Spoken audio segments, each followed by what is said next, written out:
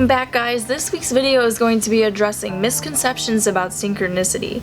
And this is part 4 and the final video on why I distance myself from New Age spirituality. So I want to open up with a story first. When I was 19 years old, that's about when I really became aware of being on a spiritual path and really started genuinely working towards growing in my self-awareness. And at that point in time, I had met somebody whom I met in a really magical way, and I honestly thought that I was like, oh my gosh, you don't meet people like this, and we're definitely soulmates and we're definitely meant to be together. And I was just convinced. My naive and immature mind at that time, was very wrapped up in very romantic perspectives on things, and I just didn't have enough life experience yet to see the situation a little more clearly. So anyway, me and this person, we did not end up together. We both ended up having to go our separate ways because we moved to different countries. And during this time frame, I kept meeting people with his name.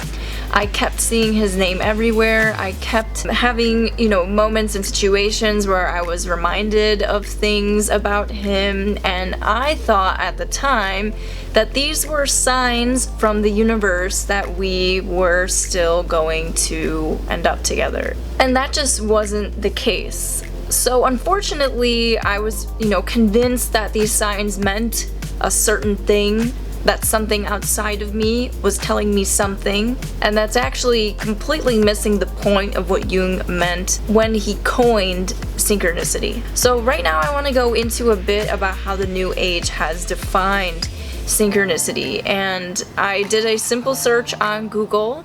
I also went through some hashtags of synchronicity and looked through, honestly, some of my friends' posts. And one of my friends had recently uploaded a photo of a tarot card which said synchronicity, and it explained synchronicity like this. Are you noticing the signs of synchronicity that the spirit world has been sending to you at this time? People and situations in your life are not just appearing by coincidence. In reality, they're being guided to you from the spirit world to help you for a specific reason. And so what I found on Google was a website called lonerwolf.com, and it says, a growing number of people believe that synchronicity is like a powerful wink from the universe, telling us that yes, we're on the right track. Synchronicity is also believed to be a form of guidance from the higher self, a way of showing you where to go and what to do next in your life as you proceed through your spiritual awakening. A few years ago, I had an experience which I feel actually taught me what synchronicity actually is, and then studying it confirmed what synchronicity was intended to be from Carl Jung and how the New Age has not defined it correctly. So a few years ago, I was dating another person, and I knew that this person was with somebody else. I knew that this person was having a separate relationship aside from what we were doing, and I didn't want to accept it because I had been cheated on very recently before, and accepting that pain again just seemed like something I couldn't do and wasn't capable of doing, and I was really afraid to feel that pain again.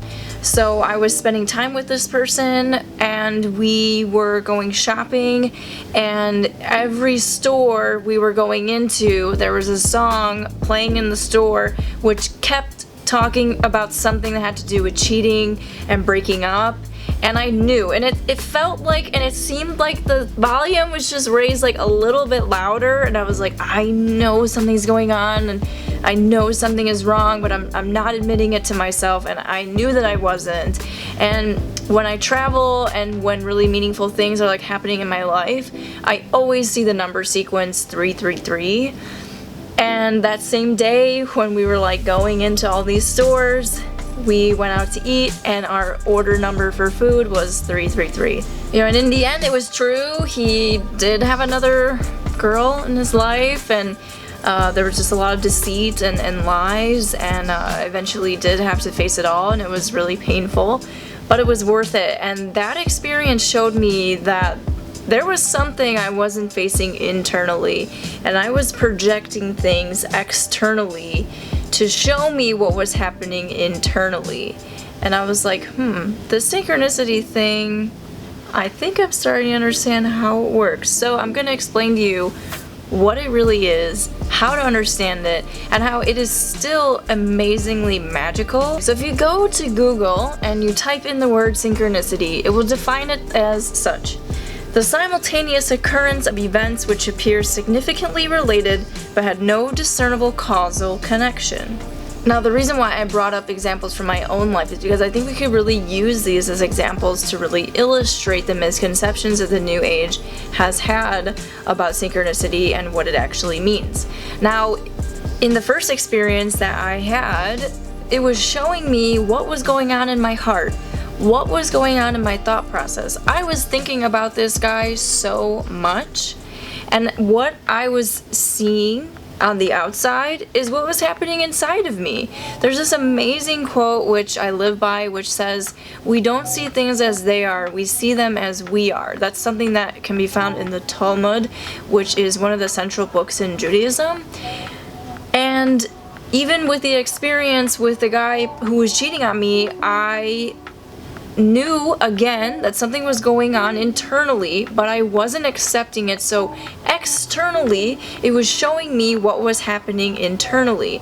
And so that's also a way that Jung has described synchronicity. So Jung first coined this term, referring to a bonding experience that happens between an analyst and an analysand.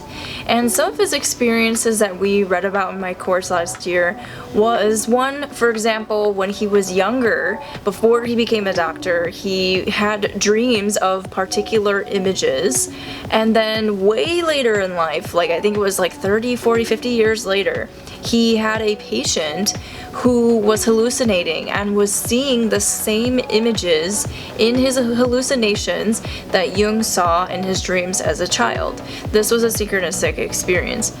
He also had another experience with a patient who he worked with for years who was depressed, and when they finished their sessions, this patient went and married a woman, and during this time frame the patient committed suicide.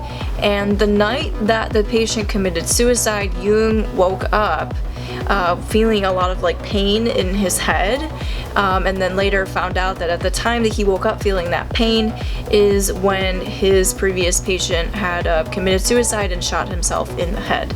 This was another example of a synchronistic experience. So basically these synchronistic experiences were showing that people were psychically bonded, psychically connected. Jung fully believed that as an analyst, if you wanted to influence or transform another, you had to be as equally open and susceptible to your own transformation, or you would not truly be able to help motivate change in your patient.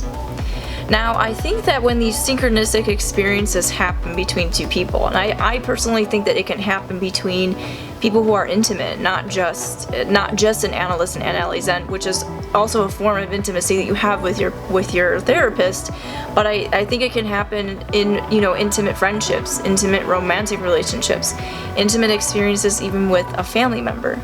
And I think that these moments show, a real connectedness with two souls. Now, I also think that this can happen with yourself. Now, just as mirroring happens between you and another person, I also think that the external world can mirror back to us what's going on in our psyches. I really believe, and Jung says this as well, is that there's no disconnection between your internal world and the external world, and that the collective unconscious kind of works not as something that's inside of you, but an atmosphere that we're all in together. So it's kind of like a fish in water, and kind of like how we are to air. And I think that it shows and points towards more unus mundus, or a unitary aspect of being, which I think is so fucking magical.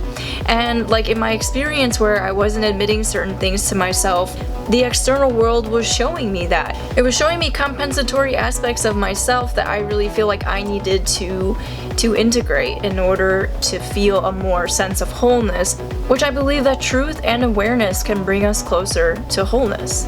Now, Jung did not mean that these signs and these things that we're seeing, like reflected from our psyche into the outside world, were meant to be like these external beings that were like showing us like, yes, this way.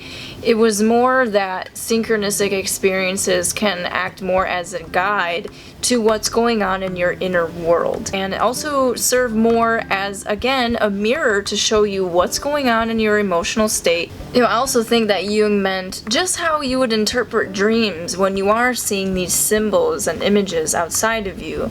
Just like a dream does. A dream shows you these symbols and images to help you to become aware of things that you're not yet aware of, or aspects of your personality that you still need to integrate. So it's less about like, oh, the symbols are telling me exactly the right path to go. Jung said repeatedly that you cannot trust the unconscious 100% of the time. The unconscious also could be interpreted incorrectly. The reason why there is this interaction between the conscious and the unconscious is because that's how it's meant to be. You are that fluctuation between them. And it's truly up to you to realize and understand what it is that you want, what it is that you want to bring into the world. You don't have to be blindly guided by anything. Jung would describe synchronicity as less of a metaphysical phenomena and more a parapsychological phenomena. And what he really meant by that is that there's no separation between what's going on inside the psyche and outside of the psyche, and that things can happen outside of the psyche as much as they can happen inside of the psyche. And I truly believe that. Now, one of my favorite psychoanalysts, Marie-Louise von Franz, I'd like to read a quote by her.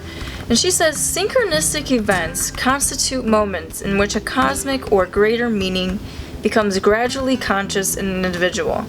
Generally, this is a shaking experience." And Marie Woodman, which is another analyst that I really like, says, it's an encounter with that greater reality.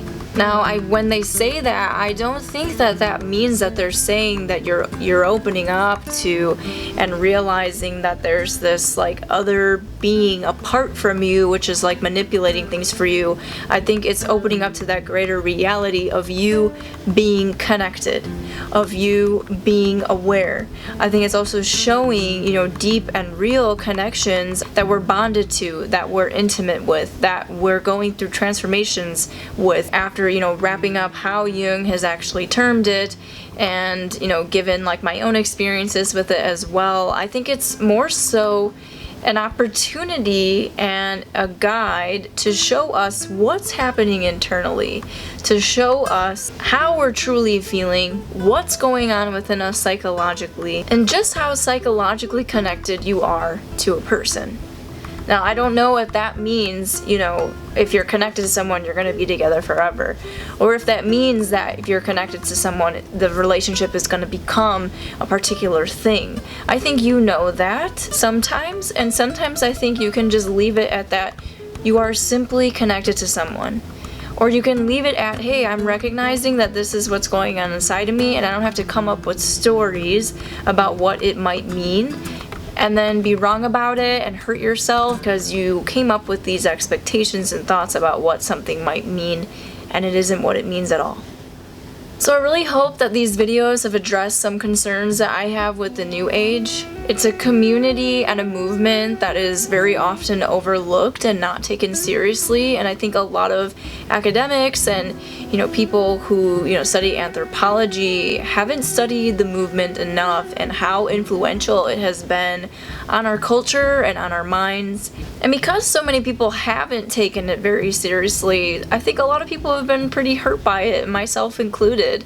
There have been certain things where I was just so sure that that's what it meant, and I really disappointed myself in a lot of situations, and then it caused me to doubt myself and to beat myself up. And I'm really glad and happy to be able to share, some of my studies and, my thoughts on what happened to me, and hopefully to help somebody to not maybe experience the pain that I have had to experience. Speaking of pain, next week I'm going to be making a video about codependency. I'm going to talk a little bit about my experiences with codependency, define codependency, and talk about different behavioral patterns that you find in codependency to help people define and maybe become more aware of some behavioral patterns that they exert in their relationships, and to hopefully help people have a better awareness to have more healthy relationships in their own life. So until then, see you next time.